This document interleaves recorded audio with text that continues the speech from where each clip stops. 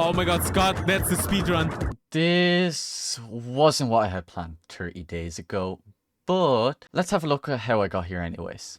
And modeled my friend into the game, the one day he didn't show up to class. With some artistic liberty, of course. So I decided to model him with a big ass, and then came the idea of bouncy castles, because who doesn't love bouncy castles? So the concept was simple. You would bounce around on the bouncy castles, and you'd be able to slam into players like they were Goombas, and now you're all fighting against each other. That was the concept, that was the idea, that was what I was going to create. So I brought in Paul's model, added in some movement, so he could bounce around, he could slam, and later on I added an air launch. As you can see in the background, the movement was quite basic. It was just bounce down, bounce up, bounce down, and well, from there it evolved. I worked with some distance fields to make it where his ass would smoosh, it would squish as he landed on the ground. This helped de-stiffen Paul. Early on, I had a bit of a AI test. As you can see, it's in a really ugly bouncy castle, but they allowed me to test my slam ability. This slam was going to be how you bully other players. When you're over them or near them, after a certain point, you're able to slam directly into them. This was to help with the fact that the controls, of course, make it very hard to accurately land on people.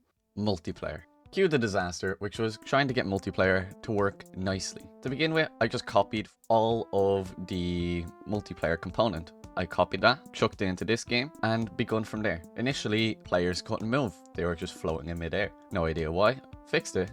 Then tested it. On my end, it worked grand. You could have the 2, 3, 4 players all in, no issues, until you added some delay, latency. What would end up happening the more you played was the more out of sync your player would become with the game. This led to jittery movement and an overall unfun experience. But having multiplayer in made it pretty cool because you could all fight each other, slam down on each other, and kill each other. This demo map was quite simple. It was just a bunch of spheres with some obstacles around it, which were also spheres. I tried a few different art styles, such as the cell shader and also my outline shader, which both of them were the ones I used from Blindside. When the early multiplayer tests, I had many different people try it out. I had a few people try it from other countries. I had my brother try it with his friends. I had myself even try it with my friends. And everyone enjoyed it. Everyone loved the concept of being able to bounce around, fling themselves around. But the issue that everyone had was the desync. I spent a lot of time, and you'll be able to see it as it's sped up in the background thanks to my brother who edits these videos, that I spent several attempts trying to get the game to feel good. Sometimes I would call things on server side, and what I noticed was, especially with bouncing, if I called the bouncing launch on the server side, there would be a second delay between you landing and you launching. So I faked it. It is launching you on your side while also launching you on the server. During the whole time of multiplayer being implemented, there was a lot of bugs. You're going to see a lot of them play through this video. You're going to see ones right now while I'm talking, and you probably will see some pop up here and there and all over the place. Game development plus multiplayer just causes more issues. At this point, I realized I need to start implementing levels. Each level was going to be its own bouncy castle style, so I started off with the basics. The simple, classic, everyone knows it, the open bouncy castle with a roof on it. There's nothing more, nothing less. It's a nice bouncy castle, but I built it terribly in Blender, as you can see for the initial version of it. But I changed it later. I improved it, I redone it, and it looks way better now. There's not much to say about this bouncy castle other than it works, and it's a pretty nice level. It's open enough, you can bounce off the walls, you can bounce off the ground. Currently, I'm thinking about implementing little rotation gizmos that spin around, and when the player hits them, it will launch them up into the air or around the map. Let me know if that's a good idea. I'm not too sure yet. If you do have any ideas of things to add into the levels, do let me know. Comment them down below. If you're interested so far in my journey within both Godot and Unreal, do make sure to subscribe. We did it! Scott, the first level is already too hard. Can you make it easier? Scott, I know your game already. It's just way too fucking easy.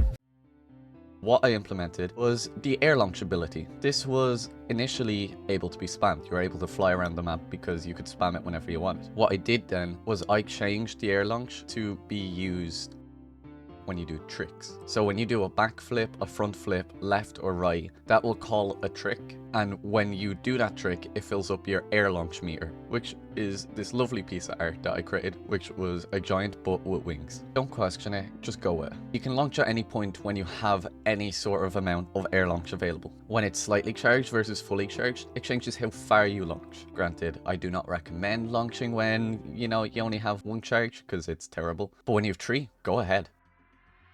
Coming off of that, I worked on the second bouncy castle. The second bouncy castle is a jungle team bouncy castle called King of the Slide. It has a slide in the middle, of course, which me and Erasable were working on, who is someone you might know from some of my other projects.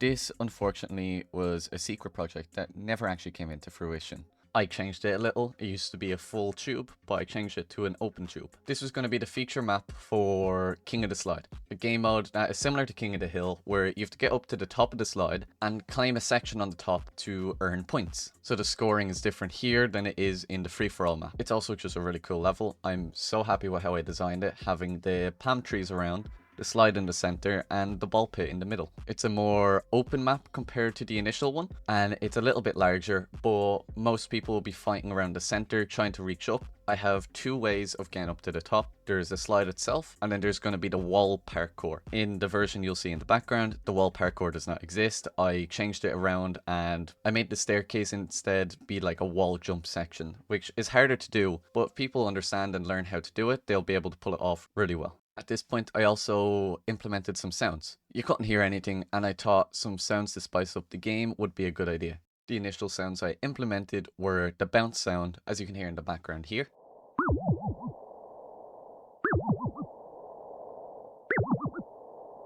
Oh, did I mention that to you? I'm going to be releasing this game on Steam.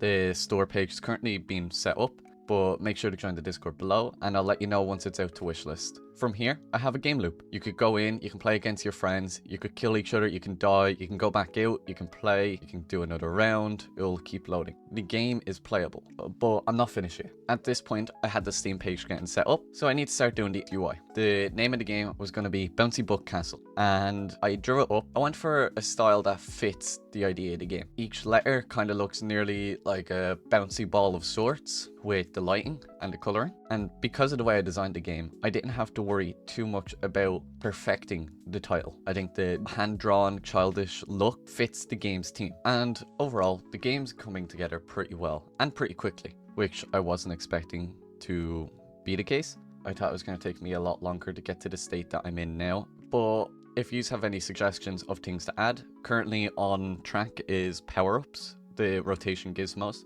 decals in the levels, and that will be it for this video. I hope you all have enjoyed, and if you haven't subscribed, make sure to do so already because it helps the channel a lot. We're trying to get to 1,000 by the end of the year, and your support would be greatly appreciated, and I'll see you in the next one.